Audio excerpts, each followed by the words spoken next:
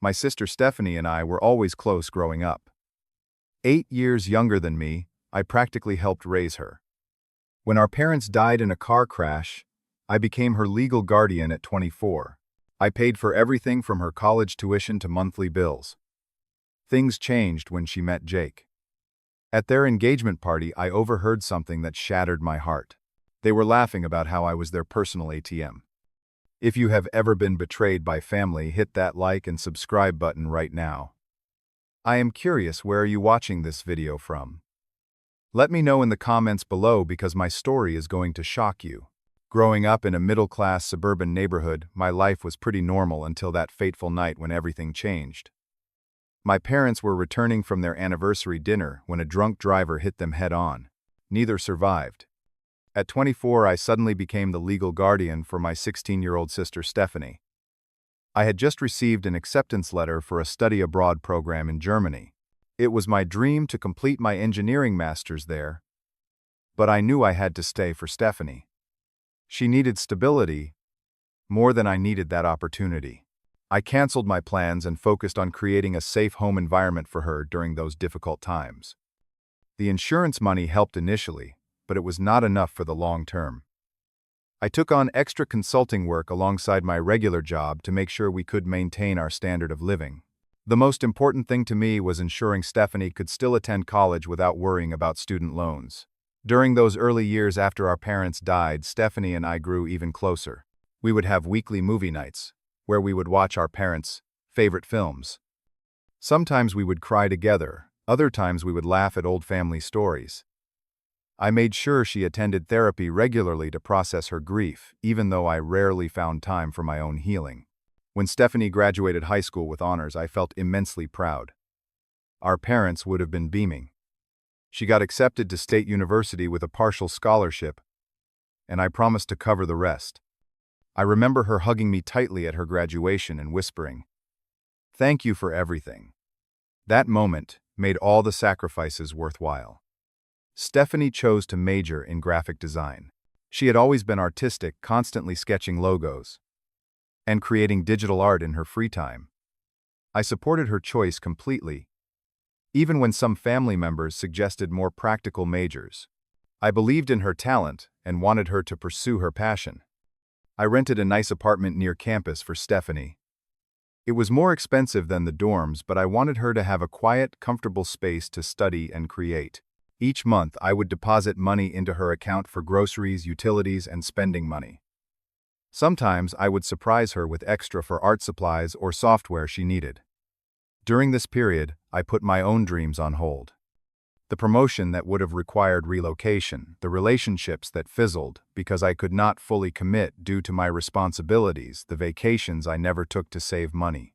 But watching Stephanie thrive made it seem worthwhile. At least that is what I told myself. After Stephanie graduated college, I expected her to start looking for jobs in graphic design. She had created an impressive portfolio during her studies, and I thought she would be eager to begin her career. Instead, she seemed oddly complacent. She would occasionally mention job applications, but nothing ever materialized. I did not push her too hard. I reasoned that finding that first professional job could be challenging, and I did not want to add pressure. I continued paying her rent and expenses, even as my own financial situation became more strained. I had dipped into my retirement savings more than once to cover unexpected expenses for both of us. It was during her final year at university that Stephanie met Jake. They were in the same design theory class, though Jake was more interested in theoretical concepts than actual design work. When Stephanie first introduced us over video chat, I tried to be friendly and welcoming. But something about his dismissive attitude raised red flags. Jake never looked me in the eye during our conversations. He would frequently check his phone when I was speaking, and his responses to my questions about his plans after graduation were vague at best. Still, Stephanie seemed happy with him. So, I kept my concerns to myself. Her happiness was what mattered most to me.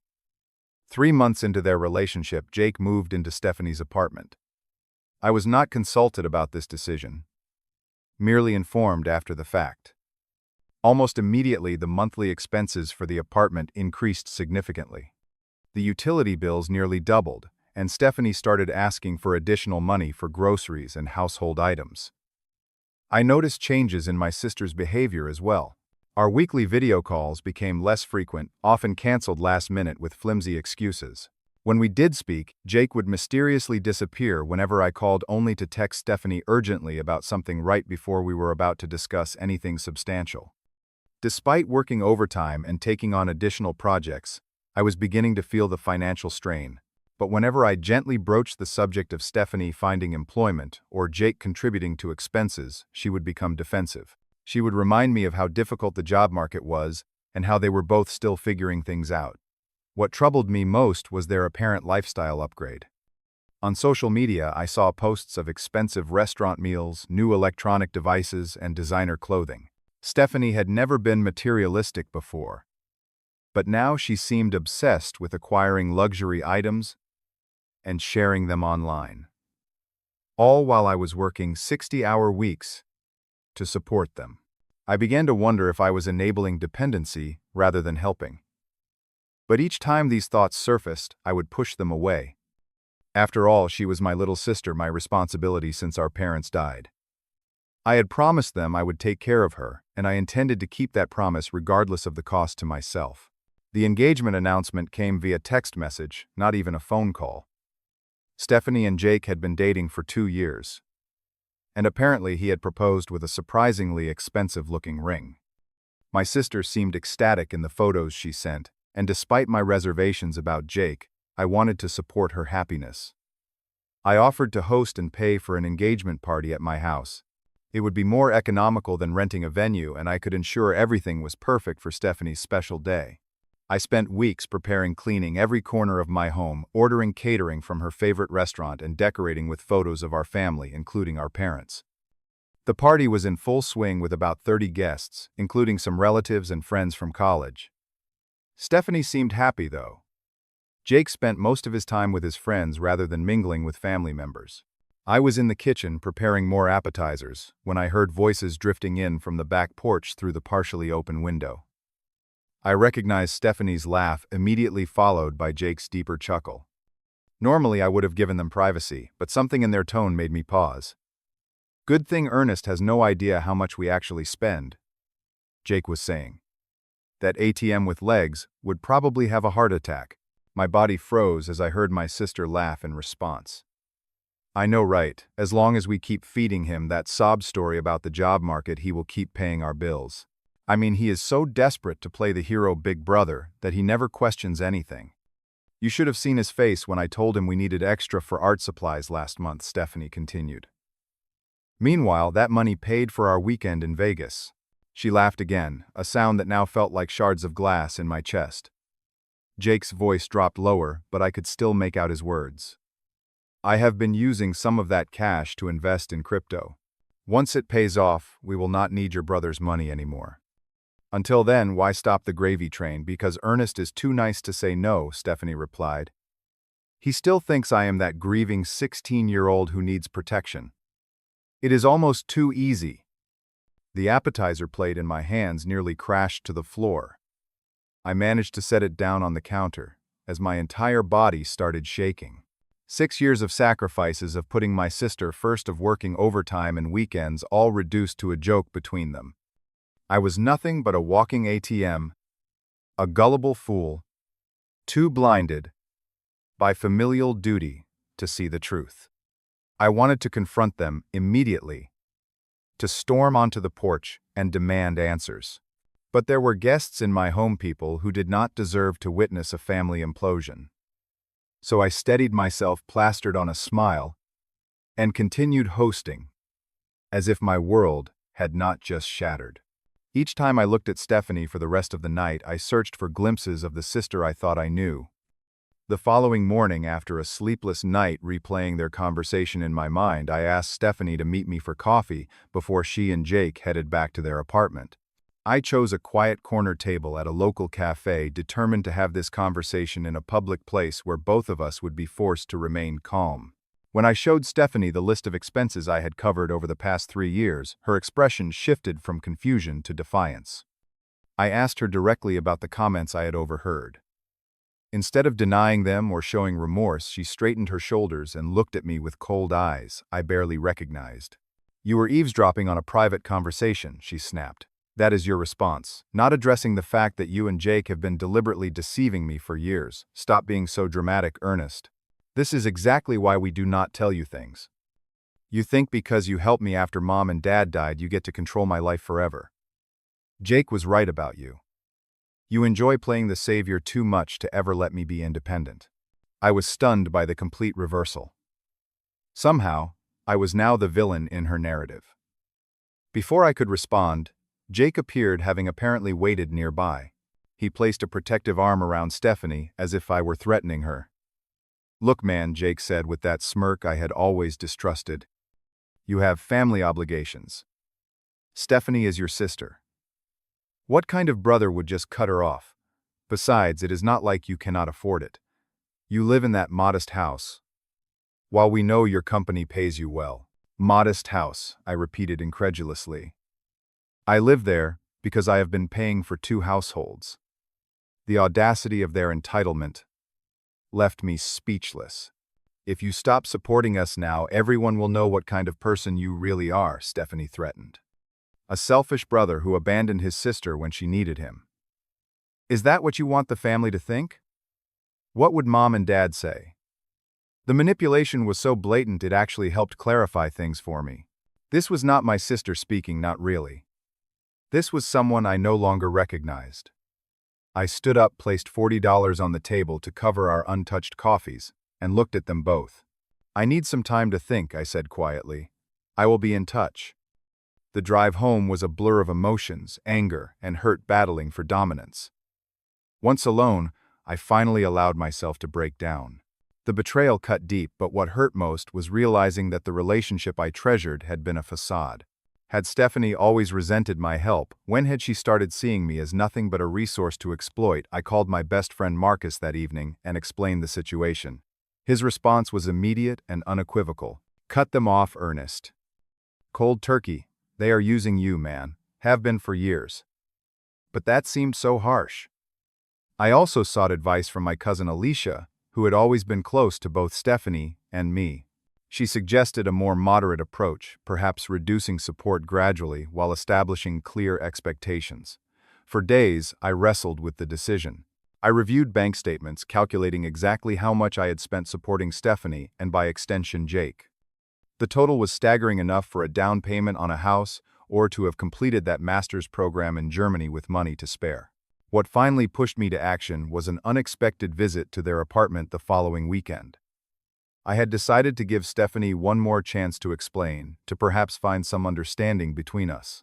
I arrived unannounced, hearing music and laughter from inside. Through the window, I could see about a dozen people lounging around the living room I paid for drinking what appeared to be expensive liquor. Jake was holding court in the center, a bottle of premium whiskey in hand, the same brand I had once mentioned wanting to try but could never justify purchasing for myself.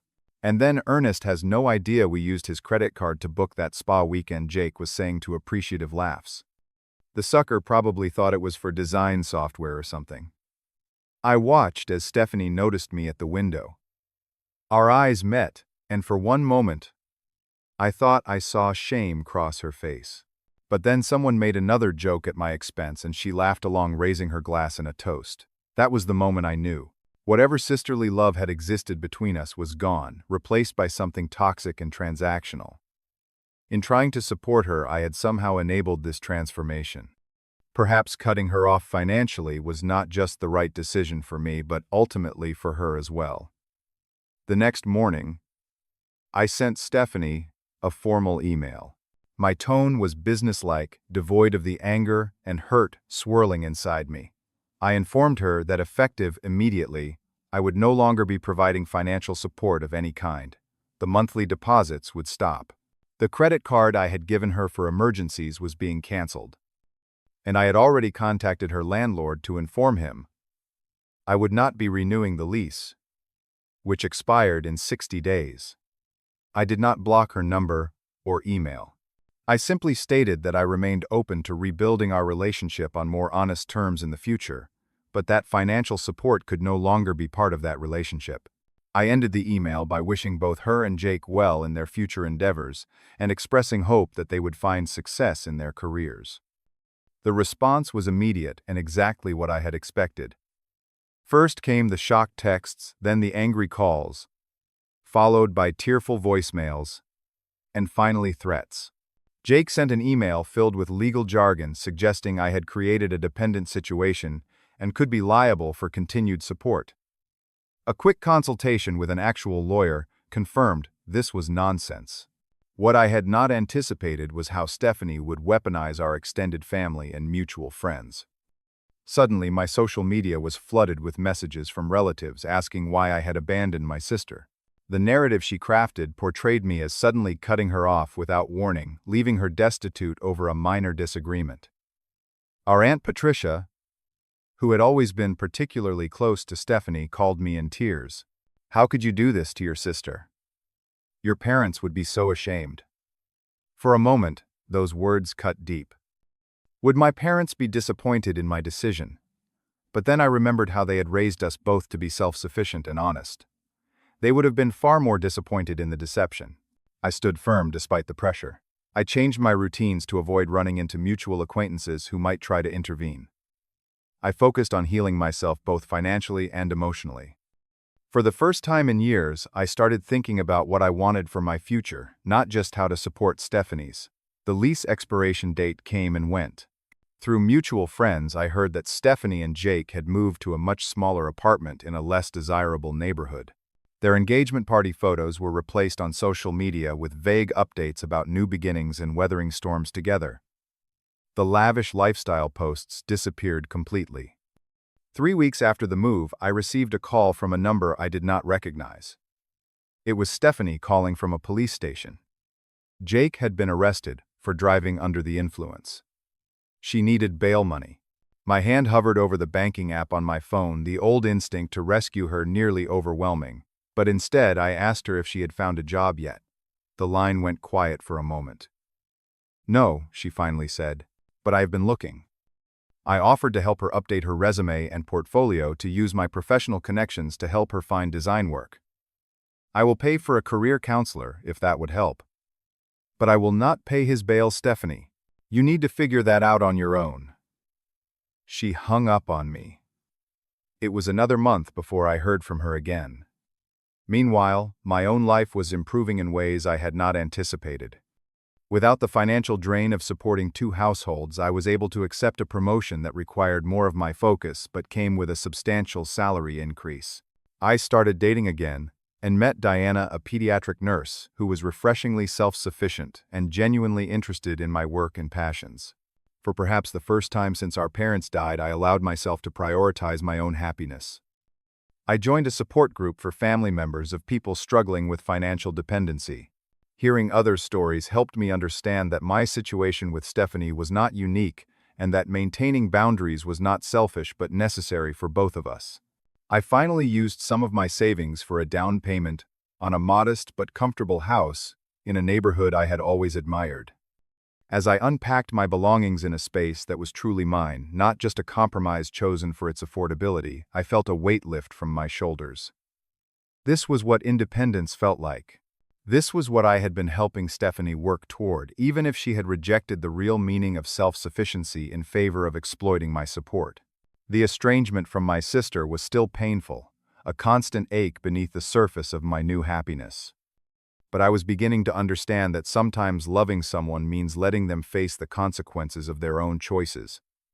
I could not save Stephanie from herself, no matter how much I wanted to. 6 months passed with minimal contact. Then one Tuesday evening, a text message appeared on my phone. It was from Stephanie using a new number. "Can we talk?" No demands, no accusations, just those 3 words. I agreed to meet at a coffee shop the following weekend, bracing myself for another manipulation attempt.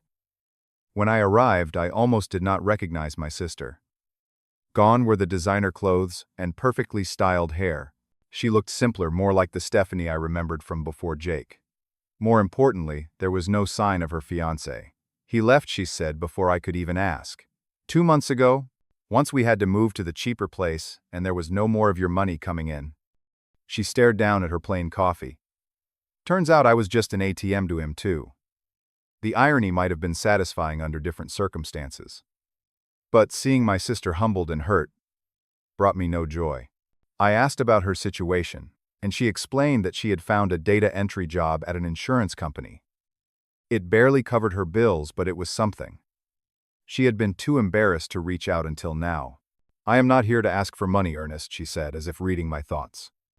"I just miss my brother. The real relationship, not the financial one." I wanted to believe her, but trust once broken is not easily repaired. I told her as much. For nearly an hour, we talked more honestly than we had in years. She admitted how Jake had gradually influenced her perspective, how the easy money had corrupted her values, and how losing both my support and Jake in quick succession had forced her to reevaluate everything. "I think I needed to hit bottom," she confessed. "I had to lose everything to realize what really matters. When Jake left, I kept waiting for you to swoop in and rescue me again. When you did not, I was angry at first. But then I realized for the first time since Mom and Dad died, I was standing on my own. Over the following months, we began rebuilding our relationship one careful step at a time. We agreed to meet monthly for dinner, each paying for our own meals.